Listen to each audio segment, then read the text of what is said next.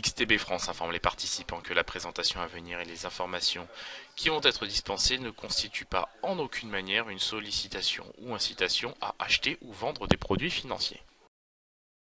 Voilà, on attaque tout de suite avec le calendrier économique de ce mardi 25 septembre. Alors vous le voyez à l'écran, hein, très peu de données attireront notre attention aujourd'hui. On s'intéressera quand même néanmoins à l'indice S&P Case-Shiller des prix de l'immobilier au titre du mois de juillet aux États-Unis. S'en suivra l'indice de confiance du consommateur américain selon le Conference Board. Donc ça aussi c'est une statistique assez sérieuse et qui a bien évidemment vocation à peser sur les cours. La séance s'achèvera toujours d'un point de vue statistique avec les premières estimations de stock hebdomadaire de pétrole pour la semaine terminée au 21 septembre, selon l'American Petroleum Institute évidemment. On s'intéressera aussi par ailleurs au discours de Benoît Cœuré, de Peter Pratt, les discours des membres de la Banque Centrale Européenne. Et pour cause, on a vu qu'hier les propos de Mario Draghi depuis le Parlement européen ont littéralement bousculé les marchés. Le président de la Banque Centrale Européenne a littéralement déclaré qu'il s'attendait à une inflation sous-jacente assez vigoureuse. Et pour cause, cela se justifie au travers des cotations, des cours du pétrole. Nous le savons, les prix du pétrole se sont quand même bien envolés. Certains l'anticipent déjà à 100 dollars le baril. Je parle bien évidemment ici de grands groupes pétroliers et parapétroliers. Et donc c'est pourquoi évidemment les prix du pétrole devraient in fine pénaliser au final l'inflation, ou plutôt faire que l'inflation sous-jacente progresse de manière assez significative. Dans un tel contexte, eh bien, effectivement, on a vu que Draghi, au final, finit par, dans une moindre mesure, s'en inquiéter, ce qui a bien évidemment pénalisé les marchés. Les opérateurs auront pour aujourd'hui les yeux rivés sur la réunion de la Réserve fédérale qui débute ce jour. La conférence de presse aura lieu demain de Jérôme Powell. Celle-ci devrait bien évidemment déboucher sur une nouvelle hausse des taux directeurs et surtout un biais relativement hawkish pour les prochaines échéances. C'est-à-dire qu'on pense ici que la Réserve fédérale est appelée à durcir davantage sa politique monétaire dans la mesure où l'inflation fait son grand retour et surtout où la croissance, a priori, semble résiliente. Voilà, on commence tout de suite avec l'analyse de la paire euro-dollar. Donc on évolue bien désormais sous le seuil des 1,18 dollars pour un euro. Alors on s'est bien fait peur hier. Ce qui est intéressant, c'est qu'on a littéralement corrigé tout le mouvement haussier consécutif à l'intervention de Mario Draghi. Pour l'heure, on voit que les cotations sont relativement stables, toujours autour des 1,1750. Donc ce qui correspond in fine en D1 à la moyenne mobile à 200 jours, à peu de choses près, à quelques pips près. Bon, à peu près une vingtaine de pips, 15-20 pips à peu près de la moyenne mobile à 200 jours.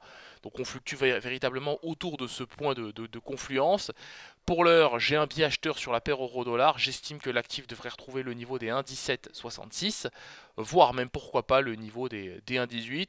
Mais bon, pour le niveau des 1,18, évidemment, il va nous falloir des catalyseurs et ça tombe bien, cette semaine, on prendra connaissance de l'indice des prix à la consommation en zone euro. Pour le DAX.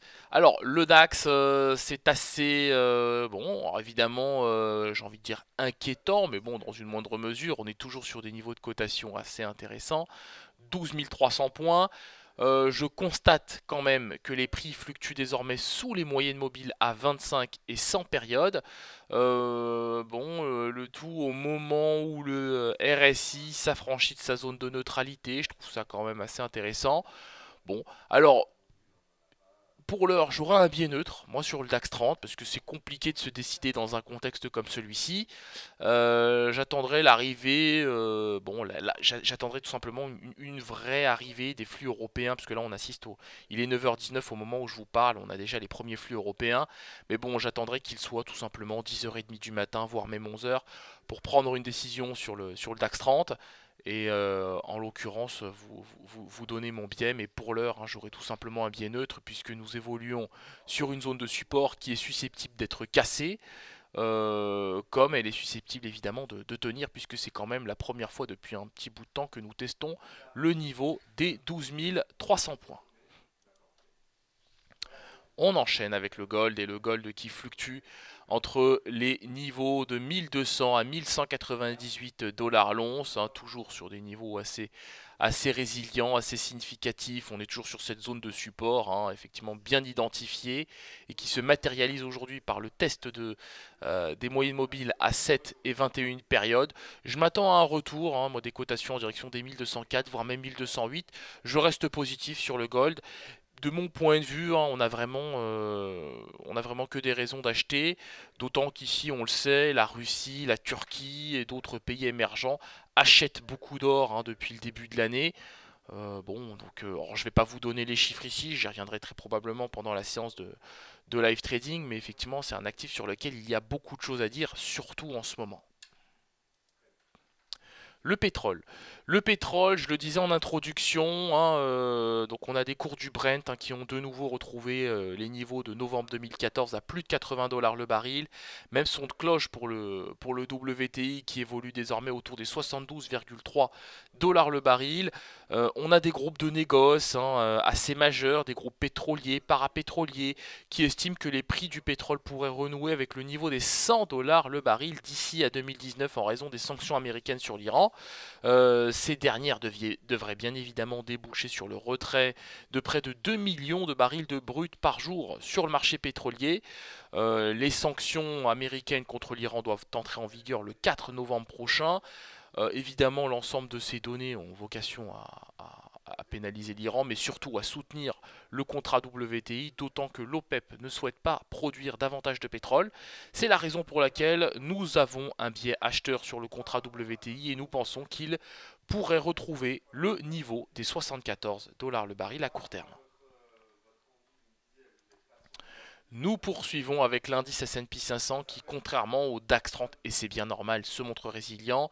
Je dis que c'est bien normal parce que les premiers flux américains ne sont pas présents. Nous avons ici les cotations du contrat à terme qui se montrent assez stables, hein, qui ne réagit que très peu aux variations assez significatives que nous avons sur l'indice DAX 30. On voit que les prix sont soutenus par la moyenne mobile à 21 périodes. Pour ma part, j'anticipe toujours un comblement de ce gap, hein, de ce gap baissier formé hier à l'ouverture des cotations que je trace ici. J'anticipe tout simplement un retour sur le niveau des 2933 points. Nous terminons avec le Bitcoin et le Bitcoin qui évidemment a fait l'objet de fortes velléités vendeuses, hein, autour du niveau des 6722 dollars pour un Bitcoin.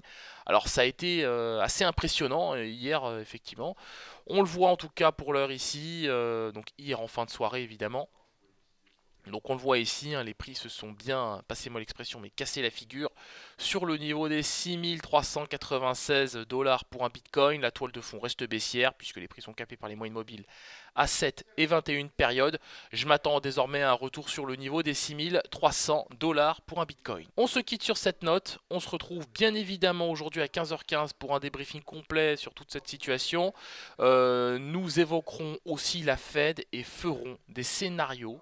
Donc séance évidemment à ne pas manquer puisque j'évoquerai les différents scénarios possibles et différents biais possibles consécutifs évidemment à l'intervention de Jérôme Powell qui aura lieu demain.